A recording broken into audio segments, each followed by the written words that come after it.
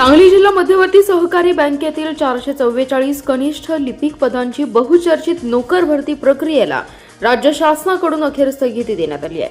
बँकेची निवडणूक प्रक्रिया सुरू झाल्यामुळे निवडणूक पूर्ण होईपर्यंत भरतीला स्थगिती देण्याचे आदेश राज्य शासनाच्या सहकार विभागाने काढले आहेत। दरम्यान गेल्या काही दिवसांपासून सदाभाऊ खोत आणि गोपीचंद पडळकर यांनी भरती प्रक्रियेला स्थगिती मिळणार असल्याचे संकेत दिले होते। अखेर सहकार विभागाकडून भरती प्रक्रियेला स्थगिती देण्यात आली आहे। त्यामुळे जयंत पाटील यांच्यासह बँकेतील विद्यमान संचालकांना पुन्हा दणका दिलाय।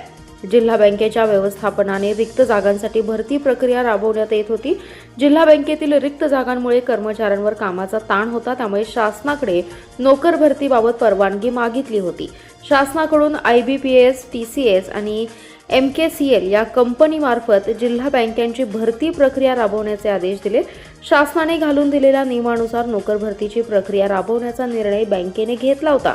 भरती प्रक्रियेची परीक्षा घेणाऱ्या 3 कंपन्यांचा यामध्ये समावेश आहे। यापैकी बँकेने IBPS आणि राष्ट्रीयकृत व राज्य शासनाच्या तालिकेवरील नामांकित कंपनीची निवड केली। या भरतीसाठी 24 जून पासून ऑनलाईन अर्ज भरण्यास सुरुवात झाली होती। सांगलीसह राज्यातील विविध जिल्ह्यातील हजारो उमेदवारांनी अर्ज प्रक्रियेला प्रतिसाद दिला होता। मात्र 1 जुलैपासून बँकेची निवडणूक प्रक्रिया सुरू झाल्याने भरती सुरू ठेवणं योग्य ठरणार नसल्याचे सहकार विभागाने स्पष्ट केले। सहकार आयुक्त व निबंधक यांच्या पत्राचा संदर्भ देत कक्ष अधिकारी सुधीर विष्णू अमृते यांनी याबाबतचे आदेश जारी केले। बँकेच्या नोकर भरतीसाठी 24 जून पासून अर्ज भरण्यास सुरुवात झाली होती। 1 जुलै अखेर 5000 अर्ज परीक्षा शुल्क पूर्तीसाठी दाखल झालेत। उर्वरित 957 अर्जदारांनी शुल्क भरलेलं नाही, त्यामुळे एकूण 14157 अर्ज आलेत। 9157 अर्जदारांची कागदपत्रे अपूर्ण आहेत। अर्ज भरण्याची अंतिम मुदत 8 जुलै होती।